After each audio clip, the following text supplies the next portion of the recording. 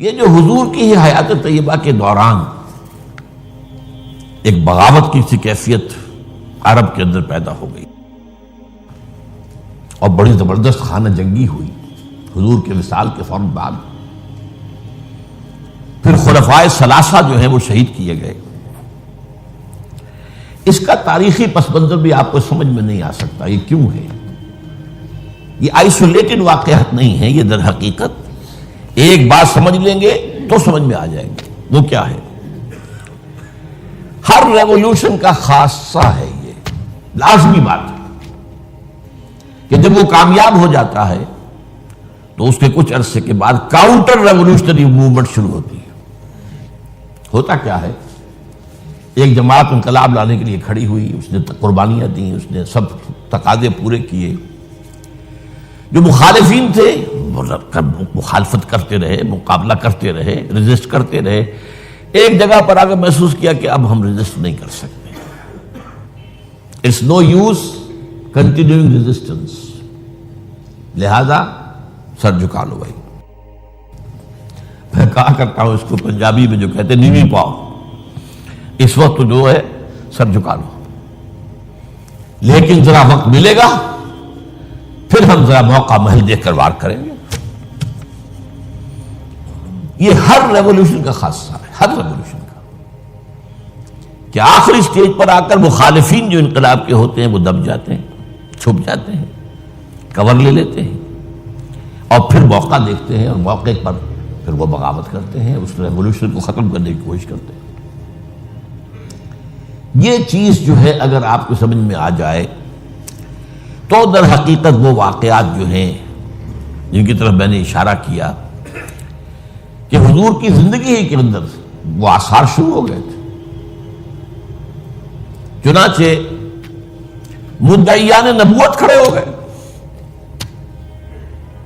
آپ کو معلوم ہے طلیحہ اسدی، مسیلمہ کذاب یمامہ کا، اسود عنسی، سجا ایک عورت، اپنے اپنے علاقوں میں انبیاء نبی ہیں. انہوں نے سوچا یہ محمد کو اتنی بڑی کامیابی نبوت سے حاصل ہو گئی صلی اللہ علیہ وسلم، دعویٰ نبوت ہی تھا نا، آؤ نا ہم بھی سیر کریں کوہ طور کی، چلو دعویٰ کرو. اور ان کے گرد خاصی بڑی بڑی طاقتیں جمع ہو گئی تھی، کافی بڑی بڑی طاقتیں جمع ہو گئی تھی. چنانچہ مسیلمہ کذاب نے تو جو ریزسٹ کیا ہے، کیونکہ بالآخر جو ہے یہ ایک نبی نبوت کا دعویٰ کرنے والا مرد مسیلمہ اور ایک عورت سجا، ان دونوں نے آپس میں شادی بھی کر لی تھی. وہ تو ڈبل نبوت ہو گئی پھر. اور ان کی بہت بڑی طاقت تھی، بہت بڑی طاقت. یہ یمامہ کے علاقے کے لوگ جو ہیں بنو تمیم، یہ بہت تند خو، بہت سرکش، بہت جنگجو، بہت سخت لوگ تھے. ان کو رجسٹ کرنا آسان نہیں ہوا. ایک مرتبہ تو ایک لشکر جو حضرت ابوبکر نے بھیجا اس کو تو شکست ہوئی. اس کے بعد حضرت خالد بن ولید رضی اللہ تعالیٰ عنہ کو بھیجا ہے. تو بہرحال ان کو تو حضور نے خطاب دیا تھا، خالد سیف من سیوف اللہ، یہ تو اللہ کی تلواروں میں سے ایک تلوار ہے، اللہ نے فتح دی.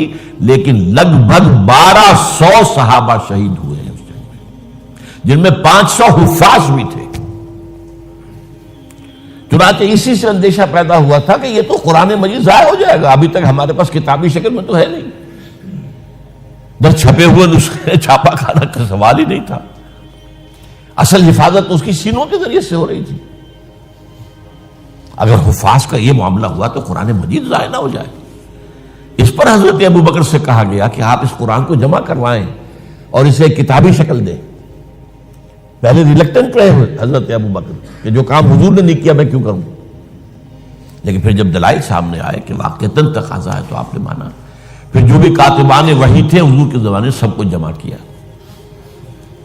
اور زید بن ثابت رضی اللہ تعالیٰ عنہ کو ان کا جو ہے چیئرمین بنایا. اس کمیٹی نے پھر جس کے پاس قرآن مجید لکھا ہوا کچھ تھا، کسی کے پاس اونٹ کی جو یہ اسکیپولا ہوتا ہے، یہ شانے کی ہڈی بڑی چوڑی ہوتی ہے تختی کی طرح، کسی نے اس پر کچھ لکھا ہوا ہے، کسی نے کوئی چمڑے کے اوپر کچھ لکھا ہوا ہے، کسی نے کسی کپڑے پہ لکھا ہوا ہے، کسی کو کوئی کاغذ مل گیا تو کیا ہی کہنے ہیں. تو پھر وہ جمع کیا گیا اور پھر سب جو ہے جو حفاظ بھی موجود تھے ان کے ذریعے سے پھر یہ کتابی شکل دی گئی. اس وجہ سے تو یہ جو ایک زبردست قسم کی تحریک اٹھی تھی وہ کیوں اٹھی تھی؟ اب اس کا تجزیہ کیجئے. اصل میں نے جو آیات آپ کے سامنے پڑھی کیوں پڑھی اس حوالے سے. پہلی بات تو نوٹ کیجئے، اذا جاء نصر اللہ والفتح ورأیت الناس يدخلون فی دین اللہ افواجا. جب اللہ کی مدد آ گئی اور فتح ہو گئی اور آپ نے دیکھا کہ لوگ اللہ کے دین میں فوج در فوج داخل ہو رہے ہیں. یہ جو فوج در فوج داخل ہونے کا فینومینن ہے،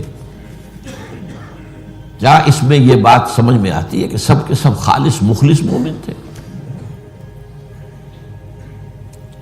وہ تو یہ ہے کہ فتح کے بعد اب انہوں نے سمجھا کہ جب مسلمانوں نے مکہ فتح کر لیا تو اب کون ان کے مقابلے میں آئے گا؟ قریش شکست کھا گئے. It's no use continuing resistance. Let us go and declare our submission. جہاں ہم کہہ دیں ٹھیک ہے تسلیم کرتے. تو یہ دین میں داخل ہونا تھا، یہاں لفظ ایمان نہیں لایا گیا، اس نظام اطاعت میں شامل ہو گئے. اس کو نوٹ کیجئے اس بات. اذا جاء نصر اللہ والفتح ورأیت الناس يدخلون فی دین اللہ افواجا. اللہ کے دین میں داخل ہو گئے، اس نظام اطاعت کے اندر داخل ہو گئے اور انہوں نے کہا سمعنا واطعنا، اب ہم سنیں گے اور مانیں گے. اچھا یہ تو وہ فتح مکہ کے بعد. اس کے ایک سال کے بعد جب سورہ توبہ نازل ہو گئی اور مشرکین عرب کو آخری مہلت دے دی گئی، صرف 4 مہینے کی مہلت ہے، یا ایمان لاؤ یا تمہارا قتل عام ہو جائے گا. اس کا میں پس منظر کئی دفعہ بیان کر چکا ہوں. جو 40 نووی میں حدیث آئی تھی اس کے حوالے سے بھی تفصیل سے بیان کر چکا ہوں. اللہ تعالیٰ اپنے رسول جس قوم کی طرف بھیجتا تھا وہ قوم اگر انکار کرتی تھی تو ہلاک کر دی جاتی. یہ مرحلہ آیا ہے اب قریش کے لیے، یا مانو یا ہلاکت. پہلی قومیں ہلاک کی گئی، غرق کر دیے گئے، یا زلزلہ آ گیا، یا کوئی باد سرسر آ گئی، مختلف طریقوں سے. ایک طریقہ یہ بھی تھا کہ مسلمانوں کے ہاتھوں قتل کر دیے گا. جو میں نے آیت آپ کو سنائی ہے، آیت نمبر 5 ہے سورہ توبہ کی. فَإِذَا انْسَلَخَ الْأَشْهُرُ الْحُرُمُ. اب یہ جو 4 مہینے کی ان کو مہلت دی جا رہی ہے، جب یہ ختم ہو جائے تو اے مسلمانوں فَاقْتُلُوا الْمُشْرِكِينَ حَيْثُ وَجَدْتُمُوهُمْ. اب قتل کرو ان مشرکوں کو جہاں کہیں بھی پاؤ. وَخُذُوهُمْ پکڑو انہیں. وَاحْصُرُوهُمْ ان کا گھیراؤ کرو، محاصرہ کرو. وَاقْعُدُوا لَهُمْ كُلَّ مَرْصَدٍ اور ہر جگہ گھات لگا کر بیٹھو انہیں گرفتار کرنے کے لیے. فَإِن تَابُوا وَأَقَامُوا الصَّلَاةَ وَآتَوُا الزَّكَاةَ فَخَلُّوا سَبِيلَهُمْ. پھر وہ اگر توبہ کر لے، اپنے شرک سے باز آ جائیں اور پھر وہ نماز قائم کریں اور زکوٰۃ ادا کریں تو ان کا راستہ چھوڑ دو. ان اللہ غفور رحیم، اللہ غفور رحیم. اب اس کا تجزیہ کیجئے. جو لوگ اس تھریٹ کے تحت ایمان لائے ہیں ان میں تو ظاہر بات ہے غالب اکثریت ان کو ہوگی کہ جو دل سے ایمان نہیں لائے، تو جان بچانے کے لیے ایمان لائے. ایسے بھی لوگ تھے، تاریخ سے معلوم ہوتا ہے کہ جنہوں نے اس پریشر کے تحت ایمان اسلام قبول کرنے سے انکار کر دیا، وہ عرب چھوڑ کر چلے گئے.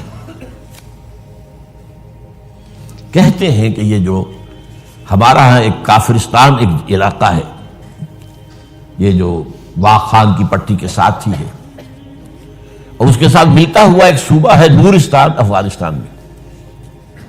یہ ایک قوم ہے، ان کا کہنا یہ ہے کہ ہم ان لوگوں میں سے ہیں کہ جو ان آیات کے نزول کے بعد جو عرب چھوڑ کر باہر گئے کہ ہم نہیں مانیں گے اسلام.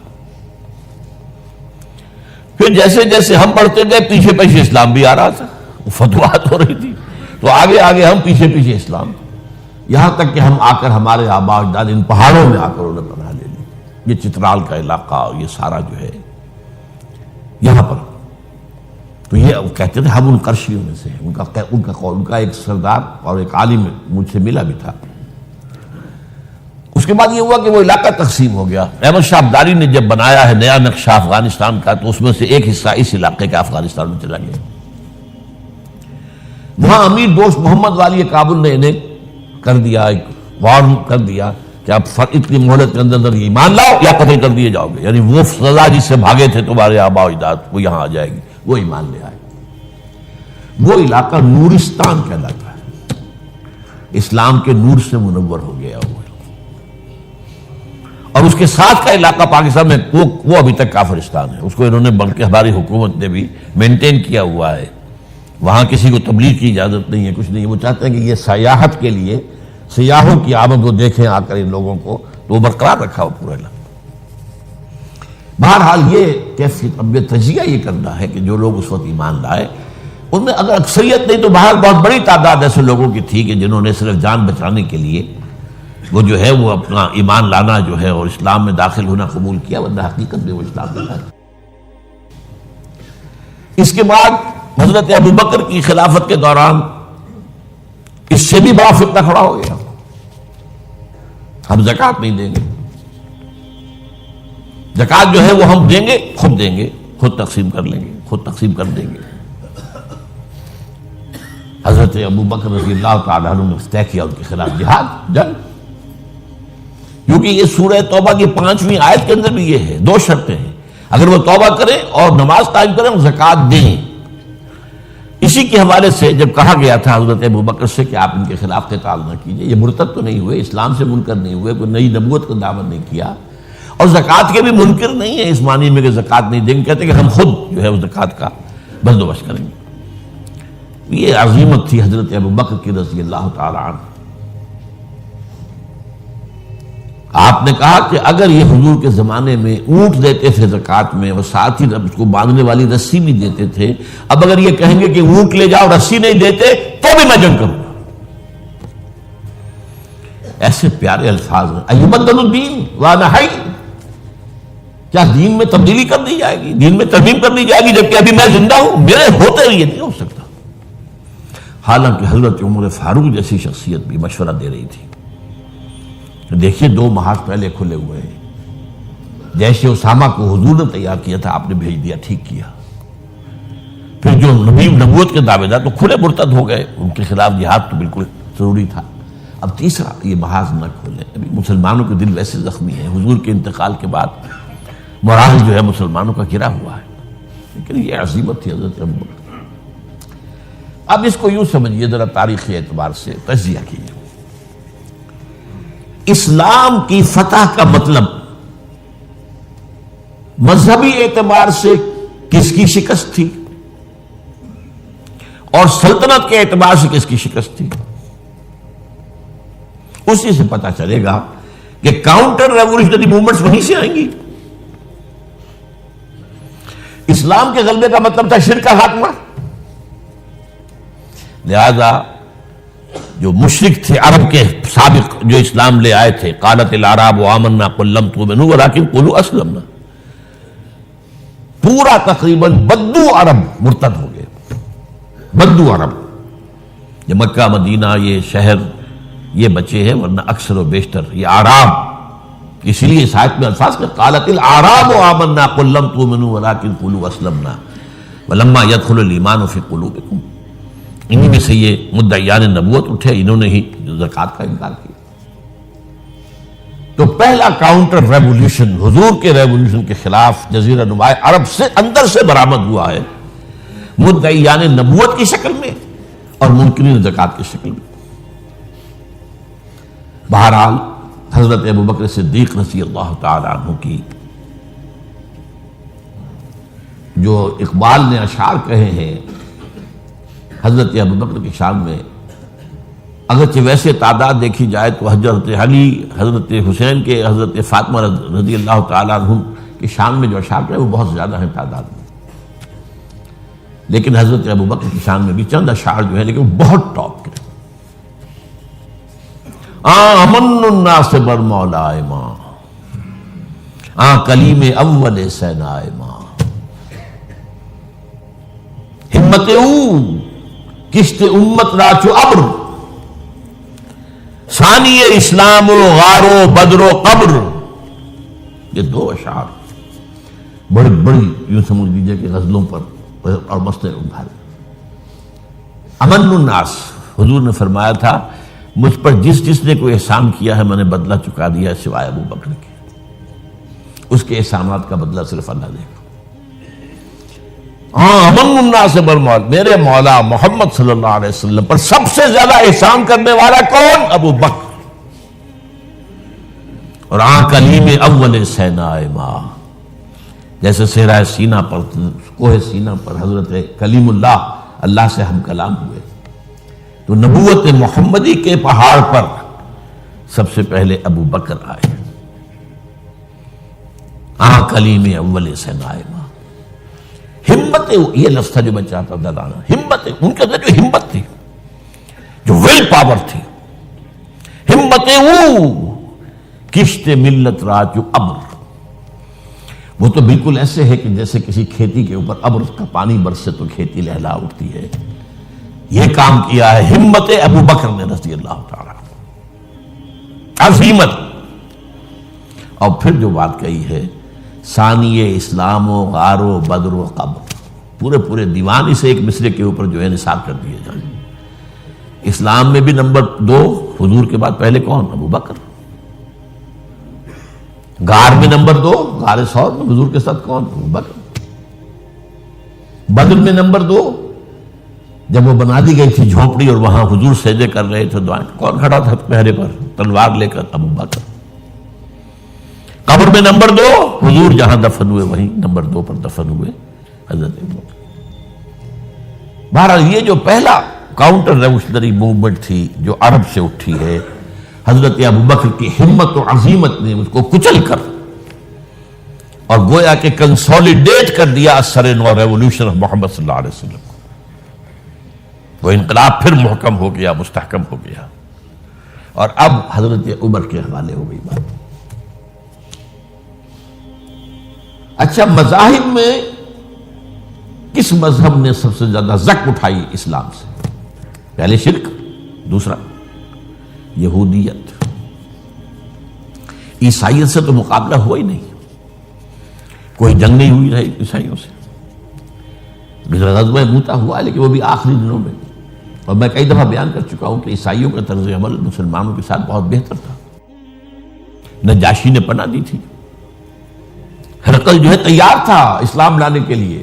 ہرقلیس چاہتا کیا تھا؟ جیسے سن 300 عیسوی میں قسطنطین جو ایمپرر تھا روم کا، وہ عیسائی ہو گیا اور پوری مملکت عیسائی ہو گئی، تو نظام انٹیکٹ رہا، ایمپرر تو کا تو قائم رہا. اگر صرف ایمپرر قبول کرتا پوری قوم نہ کرتی تو معاملہ فساد ہو جاتا. وہ یہ چاہتا تھا کہ اب میری پوری قوم میرے ساتھ جو اسلام لے آئے. وہ ایک لمبی بات ہے، اس وقت تفصیل میں نہیں جا سکتا. بہت پیاری حدیث ہے، بڑی طویل، تو اس کا مکالمہ ہے جو کہ اس نے ابو سفیان سے، اس وقت تک ایمان وہ نہیں لائے تھے. جب حضور کا خط پہنچا ہرقل کے پاس تو اس نے کہا کہیں کوئی عرب کے کوئی لوگ آئے ہوئے ہیں آس پاس، کوئی تاجر آیا کرتے تھے وہاں.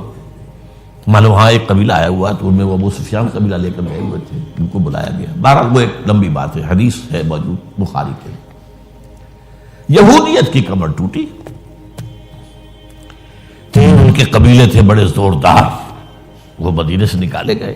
ایک قبیلے کے تو تمام جوان مردوں کو قتل کیا گیا. پھر ان کے مضبوط قلعے تھے خیبر کے علاقے کے اندر، فدق اور یہ ان سب میں سے نکالا گیا. تو جو ایگریوڈ پارٹیز تھیں، تو ایک اعتبار سے شرک، مشرکین، ان کی طرف سے تو آ گیا رد عمل، کاؤنٹر ریولوشن، یہ حضرت ابو بکر کے دور ہی میں. لیکن میں یہودیوں کا ذکر اب بعد میں کروں گا. سلطنت کے اعتبار سے جس سلطنت کے چیتڑے اڑ گئے وہ سلطنت ایران تھی. حضرت عمر کے ہاتھوں تو ختم ہو گیا، نسیہ منسیہ. سلطنت روما، اس کی صرف ایک ٹانگ ٹوٹی تھی 3 میں سے. وہ 3 بر اعظموں پر پھیلی ہوئی سلطنت تھی Roman empire. Eastern Europe, northern Africa, western Asia. Western Asia میں شام اور ترکی کا علاقہ. شام لیا گیا اس سے، باقی تو اس کے پاس رہا. مشرقی یورپ بھی رہا، شمالی افریقہ بھی رہا، وہ رفتہ رفتہ بعد میں جو ہے گیا، لیکن یہ کہ اصل میں جو ہے پہلے مرحلے میں اس کی ایک ٹانگ ٹوٹی، ایک ایران کا خاتمہ ہو گیا۔ اور ایرانی بے انتہا نسل پرست،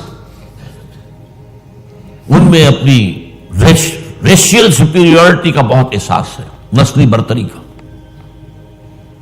اپنی تاریخ پر بہت ناز ہے، شہنشاہیت کی تاریخ جو کہ خسرو سے شروع ہوتی ہے، سائرس سے، پھر ڈیریس جیسا عظیم فاتح، بڑی عظیم تاریخ ہے ایران کی، اس کو یوں نہ سمجھیں، یہ معمولی شے نہیں ہے ایران، بہت عظیم تاریخ ہے۔ اور کئی سو برس تک تو سارا معاملہ جو ہے، جسے آپ وہ سی-100 کہتے ہیں، تو یہ دو سپر پاورز نہیں ہیں، ایران اور روم، ایران اور روم، ایران اور روم، کبھی ایران غالب آ گیا روم بیٹھ گیا، کبھی روم غالب آ گیا ایران بیٹھ گیا۔ قرآن مجید میں ایک پوری سورت جو ہے سورہ روم کے نام سے ہے کہ نہیں؟ الف لام میم غلبت الروم فی ادنی الارض وهم من بعد غلبهم سیغلبون فی بضع سنین۔ بہرحال ایران کا جو پرخچے اڑے ہیں، بادشاہت ختم ہوئی ہے، اس کا وار آیا ہے حضرت عمر پر۔ یہ چونکہ ہوا حضرت عمر کے ہاتھوں، لہذا ایرانیوں کے نزدیک مبغوض ترین شخص حضرت عمر، اور حضرت عمر سے نفرت ان کی جبلت کے اندر ہے، ان کے جینز میں ہے۔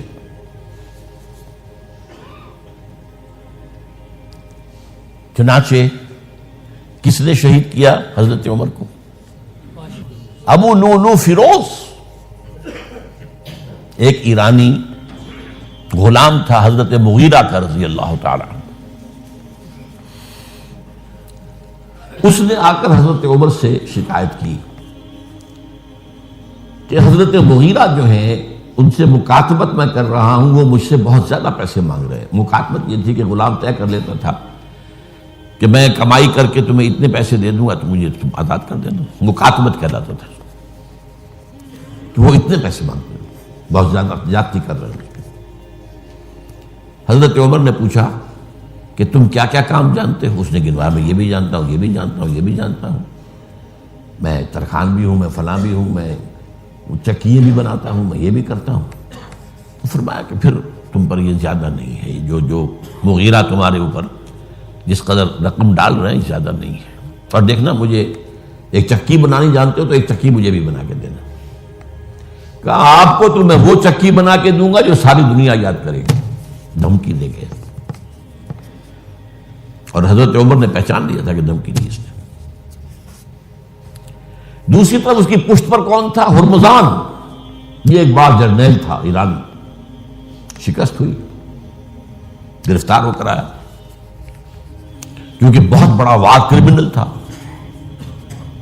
اس کو فیصلہ کیا گیا اس کی گردن اڑا دی جائے۔ اب اس کی چال دیکھیے، ایرانی ذہن کہ مجھے ذرا پانی پینے کے لیے دے دیں اس سے پہلے کہ میری گردن اڑائی جائے۔ حضرت عمر نے فرمایا ہاں پانی دے دو۔ اب پانی کا کٹورا ہاتھ میں کہتا ہے دیکھیے مجھے ضمانت دیجیے جب تک میں یہ پانی نہ پی لوں مجھے قتل نہیں کریں گے۔ کہ ہاں ٹھیک ہے، جب تک تم یہ پانی نہیں پی لو گے تو میں قتل نہیں کیا۔ وہ کٹورا پھینک دیا پانی کا، کرو کا قتل مجھے کیسے کرتے ہو؟ تو یہ پانی تو میں نے نہیں پیا، چھوڑنا پڑ گیا اس کو، زبان کی بات تھی۔ وہ تھا اس کی پشت پر ابو لولو فیروز، اور ابو لولو فیروز کے اب بھی اس کے جیسے ائمہ اہل بیت کے اہل تشیع جو ہیں وہ ان کے مقبروں کی صریخ بناتے ہیں، اس کے اوپر جالی ہیں، اس طرح اس کا ہے۔ اور حضرت ابو لولو فیروز کا حلقہ ہے، وہ قاتل عمر ہے رضی اللہ عنہ۔ تو سمجھ رہے اس بات کو؟ جو بھی اگریوڈ تھے وہیں سے کاؤنٹر اٹیک آنا تھا نا۔ اب آئیے یہود کی طرف۔ ظاہر بات ہے کہ جزیرہ نما عرب سے یہودیت کا خاتمہ ہو گیا۔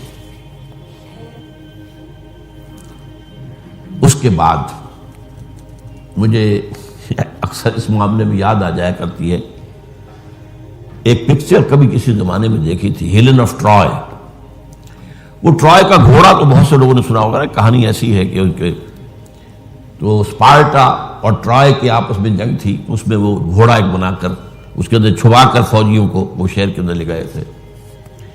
اس جنگ میں ایک موقع پر جو ان کا سب سے بڑا، یونانیوں کا جو سب سے بڑا سردار تھا، وہ جو ان کا سب سے بہادر شمار ہوتا تھا، وہ قتل ہو گیا۔ تو ایک یونانی جو ہے دوسرا سردار کھڑا ہو کر کہتا ہے، so this is the end of Greek bravery but not of Greek treachery. یہ یونانیوں کی بہادری کا تو خاتمہ ہو گیا اس شخص کی موت کے ساتھ، یونانیوں کی عیاری تو ختم نہیں ہوئی نا۔ تب اس نے پھر یہ پہلے تو پسپائی کروا دی، سب کے سب چلے گئے۔ اب یہ ٹرائے والے دیکھ رہے جا رہی ہیں فوجیں چلی گئیں، جہازوں میں بیٹھ کے بھی روانہ ہو گئے۔ پھر کچھ عرصے کے بعد واپس آئے، خفیہ طور پر گھوڑا بنا کر لائے بہت بڑا، اس کے پیٹ میں اپنے فوجی بھرے۔ اب وہ جو ہے لوگوں نے دیکھا بعد میں ٹرائے کا گھوڑا ہے، اس کو لوگ اندر لے گئے، وہ خوشیاں منا رہے ہیں فتح کی۔ رات کو جب وہ شراب کے نشے میں دھت ہو چکے ہوئے تھے، وہ اس میں سے نکلے، پیٹ میں سے انہوں نے قتل کیا ہے۔ تو وہ ٹریچری ہے۔ تو یہودیوں کی بریوری تو ختم ہو گئی جبکہ خیبر فتح ہو گیا اور وہاں کے بڑے بڑے قلعے حضرت علی رضی اللہ تعالیٰ عنہ کے دستے مبارک سے، اور ان کا بہت بڑا مرحب، بہت بڑا سردار، بہت بڑا طاقتور، وہ قتل ہوا حضرت علی کے ہاتھ رضی اللہ تعالیٰ عنہ۔ But not the Jewish treachery. وہ ٹریچری اب شروع ہوتی ہے حضرت عثمان کے زمانے میں۔ عبداللہ ابن سبا ایک یہودی ہے یمن کا، وہ اسلام کا لبادہ اوڑھ کر اسلام میں آ گیا مدینے میں۔ یہاں اس نے اس معاشرے کا خوب تجزیہ کیا، یہاں کیا کیا چیزیں ہیں، کون کون سی فورسز ایٹ پلے ہیں، میں کس دختری رگ کو چھیڑ سکتا ہوں۔ میں نے محسوس کیا کہ بنو ہاشم اور بنو امیہ کی بڑی پرانی جو ہے چپقلش اور مسابقت، ایک طرح کا مقابلہ قریش کے ان دو بڑے گھرانوں کے اندر، یہ ان کی ہڈیوں کے اندر ہے، اس کو اٹھایا۔ اب عجیب بات اصل میں یہ ہے کہ خلیفہ اول نہ بنو امیہ میں سے تھے نہ بنو ہاشم میں سے، بنو ہاشم اور بنو امیہ کا معاملہ تھا۔ قریش تو سب ہے، جیسے وٹو بہت بڑا قبیلہ ہے، وہ مانے کے، لالے کے، شامد کے، یہ پھر ایک ایک شخص کے نام سے ہوتے، لالے کے کوئی لالا ان میں سے ہوگا، اس کے لالے والے ہو گئے، شامد کوئی شاہ محمد ہوگا، اس کے اولاد جو ہے وہ شامد کے ہو گئے۔ تو یہ مانے کے لالے کے، یہ سب کیا وٹو ہیں۔ تو قریش جو ہے ایک بڑا قبیلہ تھا، اس میں گھرانے یہ تھے، بنو امیہ، بنو ہاشم۔ حضرت ابو بکر نہ بنو ہاشم میں سے تھے نہ بنو امیہ میں سے تھے، بنو تیم میں سے تھے، چھوٹا سا قبیلہ تھا۔ حضرت عمر بھی نہ بنو ہاشم میں سے تھے نہ بنو امیہ میں سے تھے، بنو عدی میں سے تھے۔ اب یہ حضرت عثمان تھے کہ جو بنو امیہ میں سے تھے۔ یہاں سے اس نے اٹھائی بات اور ایسی ایسی باتیں شروع کی جو عوام جو ہیں، جو پورا رسوخ فی العلم حاصل نہیں ہوتا، وہ اس کے اندر بہہ جاتے ہیں۔ دیکھو یہ کیسے ہو سکتا ہے کہ ہمارے نبی جو ہیں وہ تو زمین میں دفن ہیں اور عیسیٰ جو ہے آسمان پر بیٹھے ہیں، اور عیسیٰ تو دوبارہ آئیں گے اور ہمارے نبی نہیں آئیں گے وہ بھی آئیں گے۔ اور ہر نبی کا ایک وصی ہوتا ہے، محمد کا وصی علی ہے، اسے ہونا چاہیے خلیفہ، وہ بنو ہاشم میں سے ہے۔ باقی جو بھی خلیفہ بنا ہے غاصب ہے، ابو بکر غاصب، عمر غاصب، اور اب جو ہے سب سے بڑا غاصب نہیں غصاب کہہ لیں اس کو، وہ تو بنو امیہ میں سے عثمان۔ ہاؤ کم، کیسے خلافت اس کی؟ اور اس نے اس تک بات بڑھائی ہے کہ حضرت علی تو خدا ہیں، اوتار ہیں خدا کا۔ یہ ساری چیز آج بھی یا علی مدد کا نعرہ جو لگ رہا ہے، یہ وہی صبائیت کے اثرات ہیں۔ یا اللہ مدد کا نعرہ نہیں لگاتے، یا محمد مدد کا نعرہ کوئی نہیں لگاتا، یا علی مدد۔ یہ ساری چیزیں جو ہے سمجھ لیں کہ حضرت علی رضی اللہ تعالیٰ عنہ کے بارے میں غالب بھی کہتا ہے، مشغول حق ہوں بندگی بوتراب میں، بوتراب حضرت علی ان کی بندگی کرتے ہوئے میں اصل میں اللہ کی بندگی، میں ان کی بندگی کرتا ہوں گویا کہ اللہ کی کرتا ہوں۔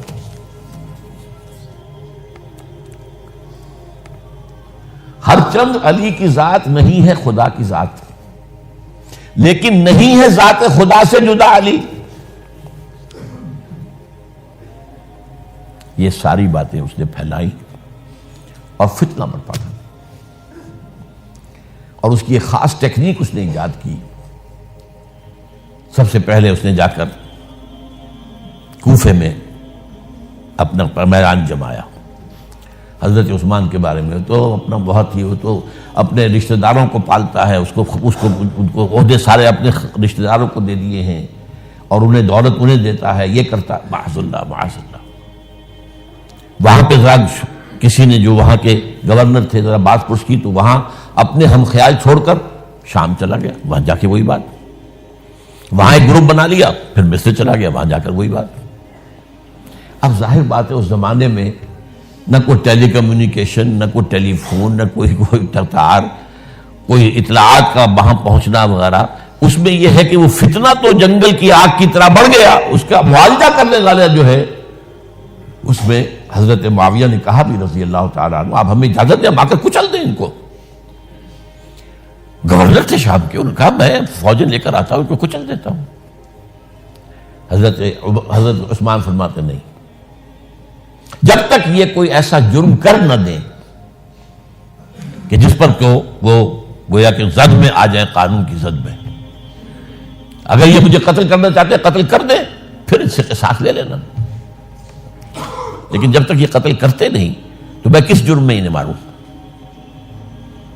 عمرو بن العاص کی طرف سے آتا رہا، لیکن نہیں۔ بہرحال یہ فتنہ اتنا بڑھا اتنا بڑھا اتنا بڑھا، مدینے میں حضرت علی کہتے رہے آپ ہمیں اجازت دیں، ہم ان کو ختم کریں۔ نہیں، یہ ایک علیحدہ بات ہے، میری کتاب جو ہے شہید مظلوم کا مطالعہ کیجیے، آپ اس کی تفصیل میں جانے کا یہ موقع نہیں ہے۔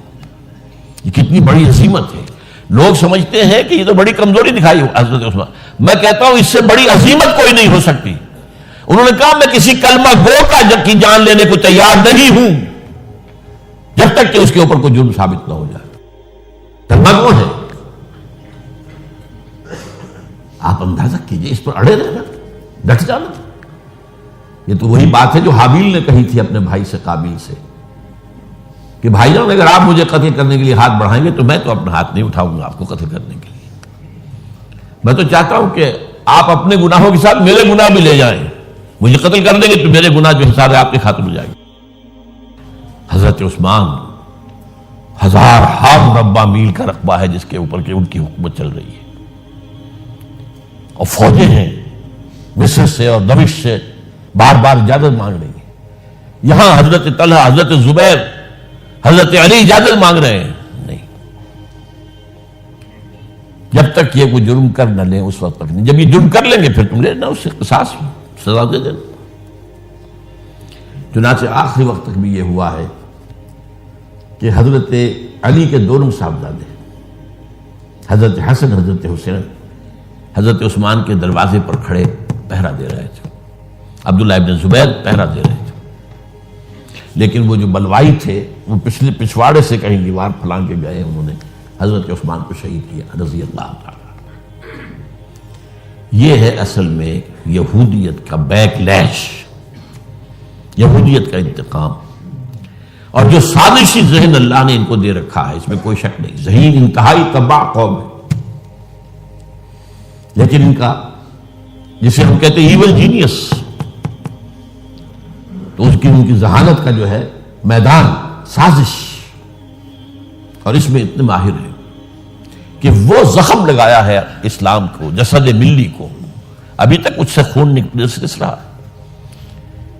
یہ سنیت اور شیعت کی تقسیم کہاں سے شروع ہوئی؟ وہی سبائیت، وہی سے تو ہے نا۔ حالانکہ جب حضرت علی کی بیعت ہو گئی ہے تو حضرت علی نے پھر عبداللہ ابن سوا کے کہا توبہ کرو، تم کہتے ہو کہ میں خدا ہوں، توبہ کرو ورنہ میں تمہیں زندہ جلا دوں گا۔ نہیں، تم ہماری جتنی چاہے آگ مالو، ہم کہتے تم اللہ ہو۔ اسے 40 آدمیوں سمیت حضرت علی نے زندہ جلوایا، اور یہ بات اہل تشیع کی کتابوں میں لکھی ہوئی ہے۔ بدقسمتی سے آج کل اگر کوئی بات کی جاتی ہے عبداللہ ابن سبا کے خلاف تو وہ سمجھتے کہ یہ شیعت کے خلاف بات ہو رہی ہے. حضرت علی نے تو خود ان کی اپنی کتابوں کے مطابق عبداللہ ابن سبا اور اس کے 40 ساتھیوں کو زندہ جلایا. تو خدا ہے تو ہمیں آزما رہا ہے. وَلَنَبْلُوَنَّكُمْ بِشَيْءٍ مِّنَ الْخَوْفِ وَالْجُوعِ وَنَقْصٍ مِّنَ الْأَمْوَالِ وَالْأَنفُسِ وَالثَّمَرَاتِ. بس اسی طرح ہماری آزمائش کر رہا ہے. بہرحال یہ ہے پس منظر حضرت عثمان کی شہادت کا رضی اللہ تعالیٰ. اقول قولی ھذا واستغفر اللہ لی ولکم ولسائر المسلمین والمسلمات. حضرت عثمان کی شہادت کا رضی اللہ تعالیٰ. اقول قولی ھذا واستغفر اللہ لی ولکم ولسائر المسلمین والمسلمات. ان کی چوکھٹے ہوتوں کا سا بھی پڑا سجے ہے. ان کی چوکھٹے ہوتوں کا سا بھی پڑا سجے ہے. ان کی چوکھٹے ہوتوں کا سا بھی پڑا سجتا ہے. در بڑا ہو